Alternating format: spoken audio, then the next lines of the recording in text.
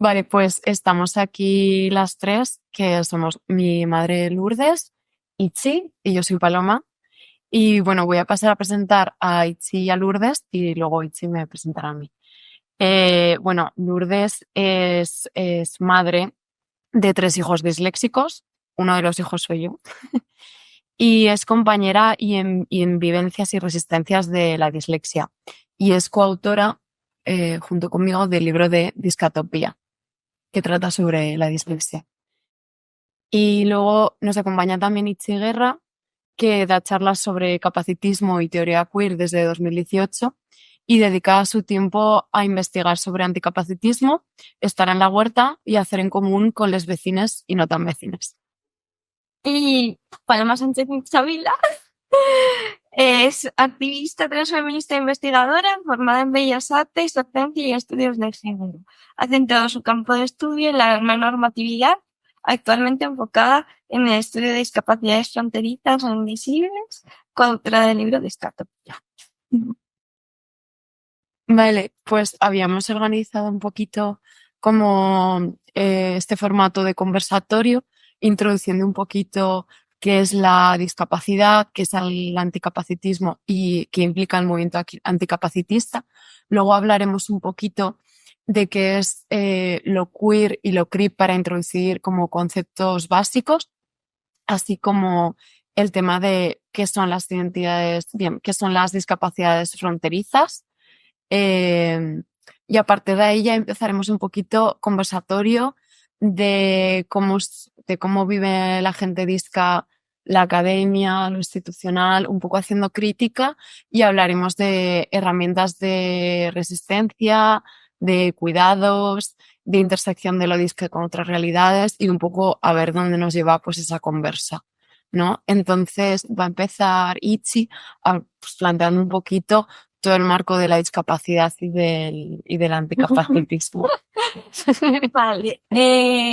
Como que siempre está ahí como la pregunta de qué es la discapacidad y para mí no hay como una respuesta única ni una definición única, sino como que hay distintos modelos que hablan sobre ella, así como los que más presentes están como actualmente son el modelo médico, que entiende la discapacidad como una enfermedad, como una patología, como una cuestión individual que hay que curar, que hay que tratar, ¿no? Y que los cuerpos discas no son como cuerpos presentes, sino cuerpos a un futuro, ¿no? Cuerpos que han de ser arreglados para poder existir.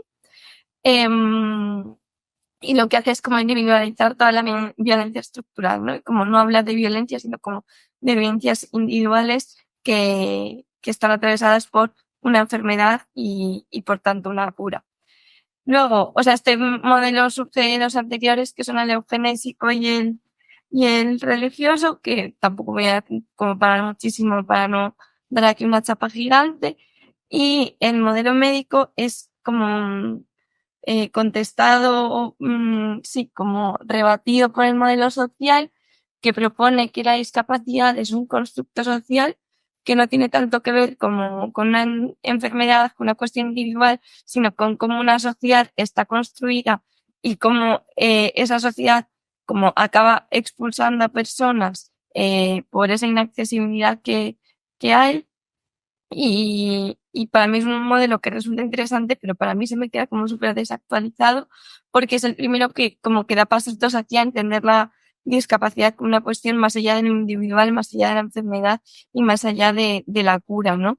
Y pone como la responsabilidad en la sociedad. El problema para mí está en que olvida lo que pasa en el cuerpo y habla solo de los impedimentos que hay a nivel estructural y que hace una separación entre lo que es como la idea de impedimento, impairment, así, como que sería como toda esa cuestión biológica y la propia idea de discapacidad como una idea como cultural, ¿no? Como que se relaciona como con todos los estereotipos, violencias, mandatos y así. Em, y esta división es un poco similar a la que se hace entre el sexo como una idea biológica y el género como una cuestión cultural. Entonces, ante esto, los estudios críticos de la discapacidad, como que plantean este modelo crítico radical de la discapacidad, que es desde donde yo me muevo, y que aquí como vamos a hablar un poco desde ahí, ¿no? De la discapacidad no tanto como una cuestión pues eso, estructural que también, sino como una ruptura de la norma, ¿no? Y que lo que viene a decir el modelo crítico es que tanto esta idea de impedimento, impairmento, como lo queramos llamar, como la propia idea de discapacidad, son constructos sociales que responden a un modelo de producción y un modelo de ser humano concreto, ¿no? Que responde pues, a unas necesidades capitalistas y una idea de solo aquellas personas que trabajan y que tienen un capital erótico concreto son válidas, ¿no? Y como todas aquellas personas que rompen con esta idea de producción son marginalizadas, son medidas de esteroidista. Y a mí me gusta mucho esta idea de entender la discapacidad porque rompe con la idea de identidad y como que traza una línea como a través de la genealogía que nos une tanto a lo queer con la peñita racializada, con las mujeres, con lo gordo, ¿no? Como todos aquellos cuerpos que han sido patologizados en algún momento por esta idea de ruptura con la norma. Entonces, como para mí es interesante porque no se me lo disca únicamente como sujeto político del anticapacitismo, sino que hay muchos sujetos y muchos cuerpos y muchas realidades que son atravesadas por el capacitismo que tienen o no tienen que ver tanto con la discapacidad, así como en concreto, ¿no? O sea, para mí un ejemplo como que súper claro es como las niñeces, ¿no? Cuando hablamos de que a las personas discas se nos infantiliza, no es tanto que se nos infantilice, sino que se nos trata igual de mal que les adultos tratamos a los peques, ¿no? Entonces, como que ahí para mí, como es como trazar como conexiones y no tanto desde la interseccionalidad de, ay, pues aquí y aquí nos unimos, sino desde la simbiosis de estamos en contacto continuamente, o solo por el hecho de estar envejeciendo, como nuestros cuerpos se acercan a esta idea de improductividad y por tanto de discapacidad. Y desde aquí, para mí, como la discapacidad ya no es tanto como una entidad concreta, que a ratos puede serlo, sino también como una herramienta para ver cómo desmontamos el mundo, ¿no? Y como qué nos trae la discapacidad, que nos puede servir como faro guía en esta creación de la utopía o en este acercarnos a la utopía, ¿no? Pues que nos pone sobre la mesa que el trabajo asalariado nos está discapacitando a todos y cómo podemos crear vidas donde el trabajo no esté en el centro, ¿no? Y donde los cuidados sí no estén, no, pues, qué efecto están teniendo las guerras sobre los cuerpos. O sea, con esto del genocidio de Israel sobre Palestina, para mí también es un ejemplo claro del capacitismo sobre los territorios y los cuerpos, ¿no? Israel no solo está asesinando, sino también está discapacitando para controlar a la población y al territorio. Y así como resumen rápido. Yo voy como a conceptualizar un poquito, por si a alguien les es ambiguo, como los vínculos entre teoría queer y teoría crip. Básicamente, la teoría crip o teoría tullida nace un poquito desde la referencia de la teoría queer o la teoría marica, torcida, disidente. La teoría queer se basa en el concepto de heterosexualidad obligatoria que hacía Diane Rich, que lo que dice es que hay una especie de norma no escrita, un poco en un sentido biopolítico, en el que lo obvio o lo necesario para ser legítimo es ser heterosexual. Entonces, cualquier cuerpo que salga de esa norma heterosexual va a caer en la categoría de lo crip, de lo abyecto, con lo cual los sujetos crip van a ser cualquier sujeto que rompa con la norma heterosexual. Ante esto, Robert McRuger, que escribe la teoría crip, elabora esta teoría que lo que dice es, igual que existe una heterosexualidad obligatoria, existe una capacidad corporal obligatoria. Y cualquier sujeto que rompa con ella va a ser considerado un sujeto crip, un sujeto disca o un sujeto tullido. Pero este concepto lo explora como un concepto que es relacional. Es decir, o sea, él dice que se necesitan al menos dos personas para hacer un crip o un tullido, ¿no? Es decir, que como decía Itzi, al final, desde los modelos radicales de la discapacidad, lo que se plantea es que la discapacidad no es algo individual, sino algo social y algo construido de aquellos sujetos que no se adaptan a una norma concreta. Entonces, a mí me parece súper interesante esta conexión de lo disca y lo queer porque nunca hay una separación clara entre uno y otro. Para mí, esas categorías son altamente fluidas, al ser categorías que rompen. De hecho, McRuber dice que podrían cumplir funciones productivas similares, ambos dos conceptos, ¿no? Y yo voy más allá y digo que más que cumplir funciones productivas similares, pueden cumplir funciones ni productivas ni reproductivas similares, ya que al final se cargan toda la estructura económica al ser cuerpos que no son productivos en un sistema capitalista y además no son reproductivos, con lo cual rompen también con esa estructura económica basada en la familia nuclear, ¿no? Y con eso se salen de los marcos del capital. Y para mí lo más interesante de esta teoría, de la teoría CRIP, es que Robert McClure es que ni siquiera intenta definir lo CRIP. O sea, no se esfuerza nada por definirlo. De hecho, lo que se esfuerza algo más es por generar coaliciones o ampliar lo CRIP para otros marcos de análisis. Entonces, con esto, como que para mí lo más interesante de esta teoría, dentro de los marcos de la discapacidad crítica, es que nos hace entender que lo CRIP sobrepasa lo identitario, ¿no? Y que es una categoría fluida. Entonces, es ahí donde para mí está como su penitencia o su vigilancia, pero también está como toda esa parte subversiva, revoltosa, fluida y que permiten generar como un montón de coaliciones. A mí algo como que me gusta mucho de esta teoría, que es como lo que dice una colega, no hablando de esto, sino de la vida, que es Nore, como de anchear, ¿no? De expandirse hacia los lados, ¿no? No es como de reproducir continuamente como, pues, como estereotipos concretos de lo disca, sino ampliar la mirada a la discapacidad, y no solo como quedarnos en el gueto, sino como tirar hacia los lados y ir hacia donde llegamos. Que para mí es como lo que tiene sentido, ¿no? No y como seguir como con esta idea de la identidad y de lo estanco y así, sino pues Sí, ampliar. sí, ampliar. De hecho, a mí una de las cosas que más me gustó leyéndolo fue que creo que dedica más tiempo a analizar, por ejemplo, las vidas de migrantes ilegales que la discapacidad, porque al final lo que él plantea es que todo se puede leer bajo un mismo análisis o bajo un análisis de la discapacidad, porque al final un sistema capitalista está discapacitando los cuerpos. Un proceso migratorio en el que puedes morir discapacita. Una guerra, como en el caso de Palestina, discapacita y es una herramienta también de discapacitar cuerpos. Sí, para mí es también como o sea, utilizarlo como una herramienta para leer el mundo y para movernos por él, ¿no? O sea, yo lo hablo como con Peñita de la Porvenir, que su herramienta es como acabar con la psiquiatrización y desde ahí como leen todo el mundo, ¿no? Y como a mí lo diste, la teoría CRIP me sigue para eso, ¿no? Para quedarme en lo disca concreto y ya está, sino ver cómo absolutamente todo está atravesado por el capacitismo, ¿no? Y pues eso, que las vidas de la peña migrante tienen mucho que ver con lo disca, que lo gordo tiene muchísimo que ver con lo disca, que lo peque también, ¿no? Que no es como solo si tienes el carne de atraviesa lo disca, sino que continuamente el capacitismo nos está atravesando a todos de una forma u otra.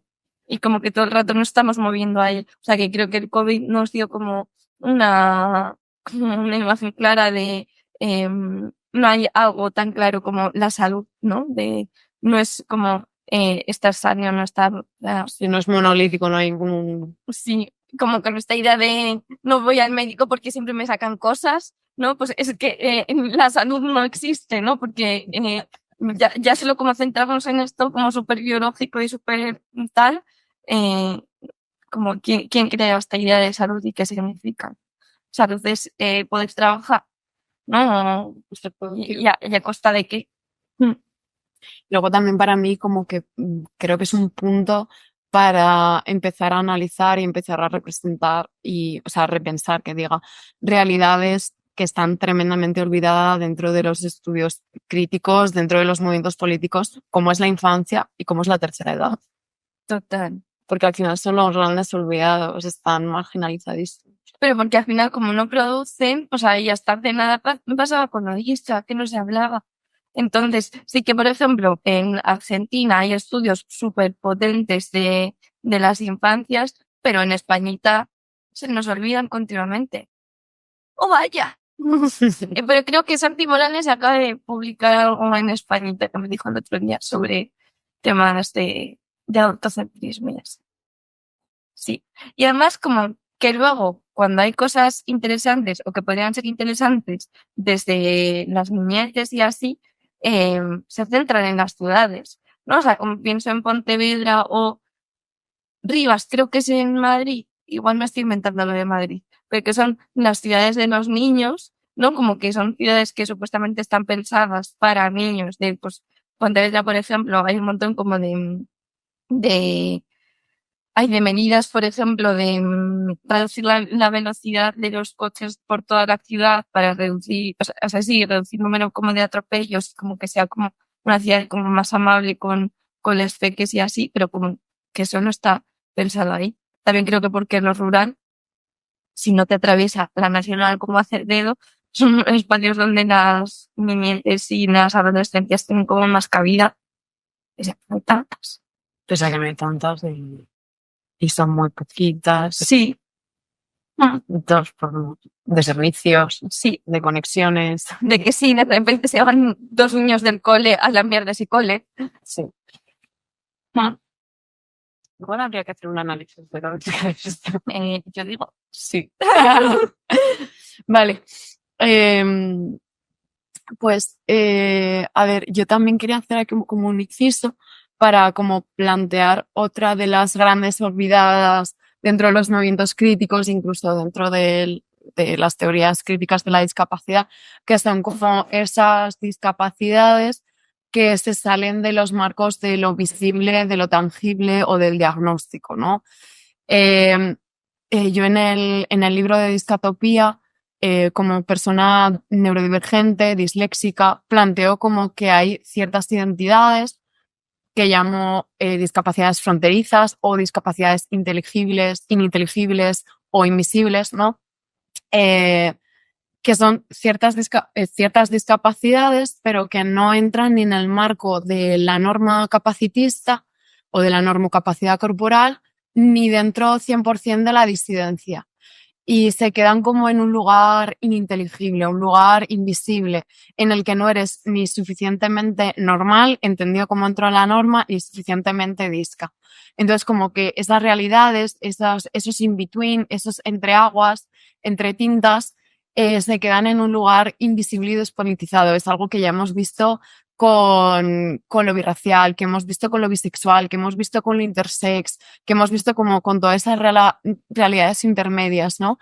Entonces, yo planteo la necesidad de empezar a exponer y analizar de forma política y no individual que hay ciertas discapacidades que no se están contemplando y que esa invisibilidad hace que caigas en un vacío referencial, en un vacío epistémico, en un vacío político, en la individualidad, y que hay que empezar a posicionarlas para trascender lo individual, llegar a lo político y empezar a movilizar.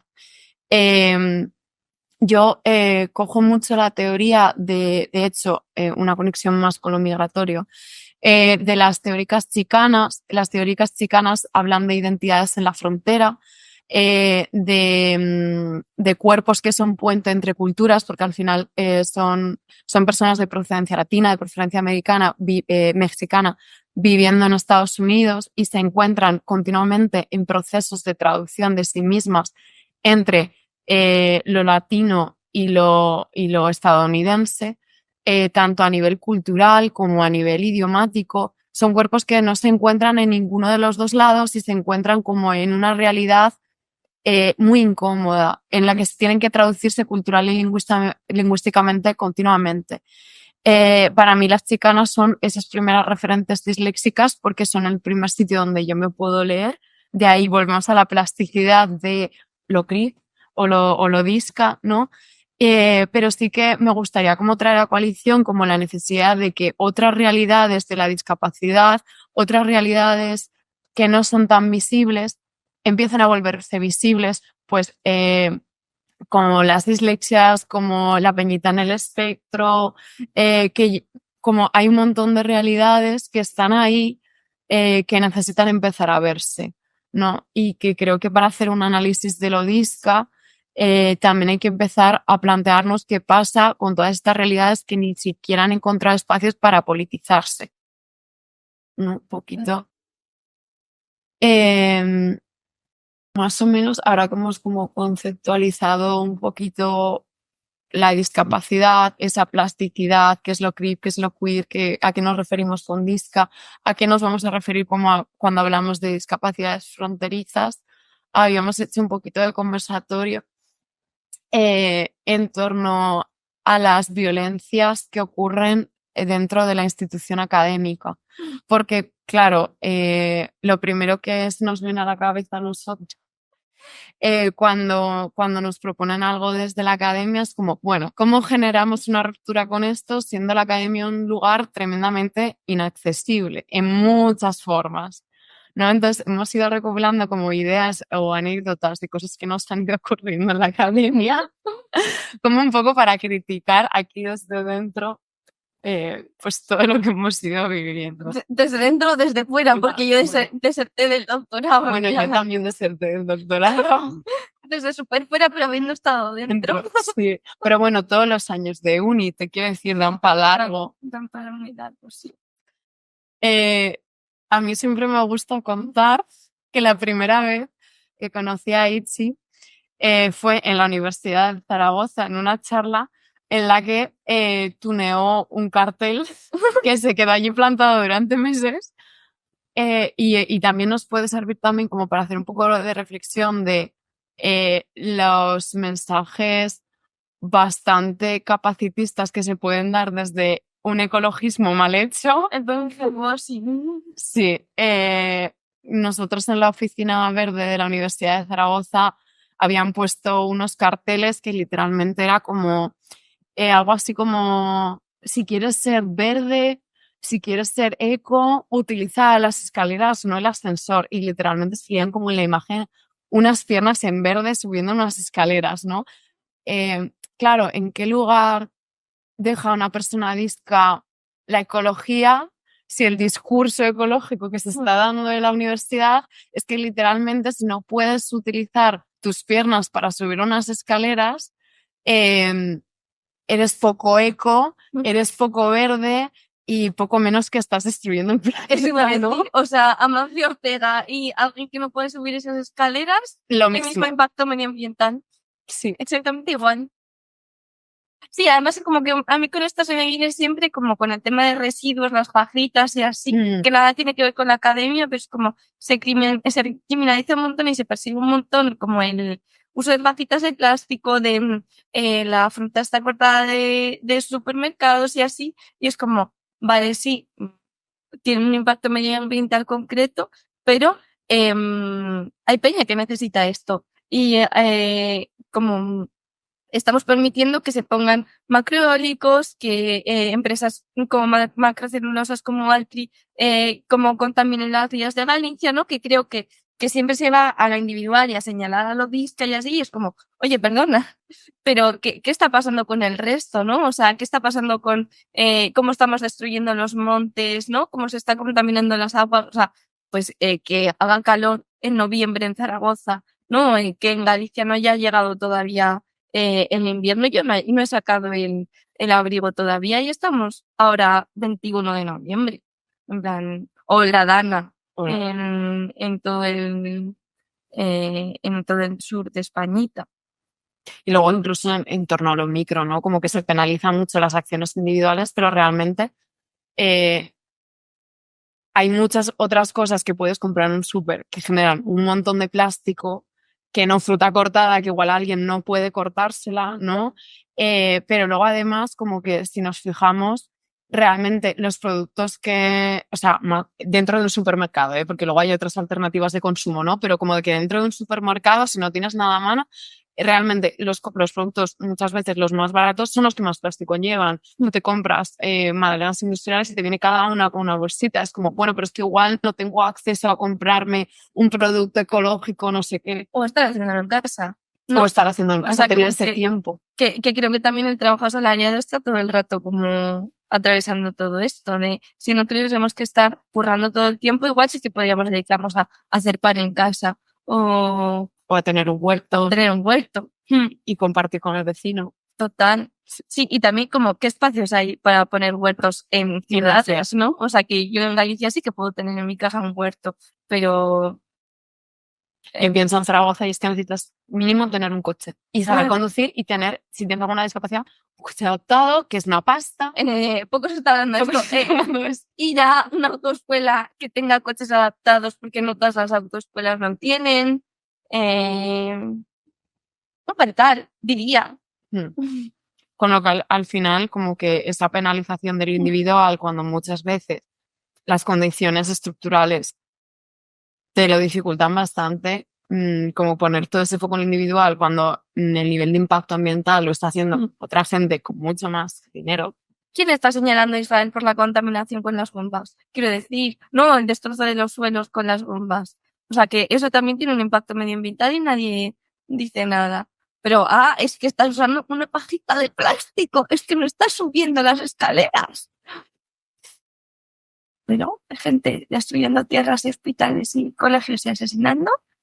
Ellos están tranquilos. Tal cual. Bueno, y vamos recogiendo como puntillitas así como para ir tocando temas, pues que igual un análisis ecológico no necesita un análisis biológico. Creo que está claro, ¿no? Bueno, luego tenemos así como cositas apuntadas.